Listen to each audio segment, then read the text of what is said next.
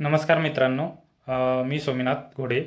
आपण आज बघणार आहोत आर टी विषयी माहिती. 9 जानेवारी 2026ला आर टीची नवीन अपडेट आलेली आहे. अपडेट अशी आहे की 9 जानेवारी 2026 पासून ज्या शाळा आर टीमध्ये सहभागी होणार आहे त्या शाळांची नोंदणी सुरू झालेली आहे. 4 ते 5 दिवसात समाप्त होईल व आपल्याला आपल्या पाल्यांना मोफत शिक्षणासाठी आर टीमध्ये तारीख सुरू होईल. त्यासाठी लागणारे कागदपत्रे तयार ठेवावेत. कागदपत्रे आर टी मध्ये फॉर्म भरण्यासाठी पुढील प्रमाणे लागेल. तुम्ही जर सर्वसामान्य गटामध्ये असाल तर आधार कार्ड, मुलाचा जन्माचा दाखला आणि तुमचं उत्पन्न हे 1 लाखाच्या आतमधील असावं.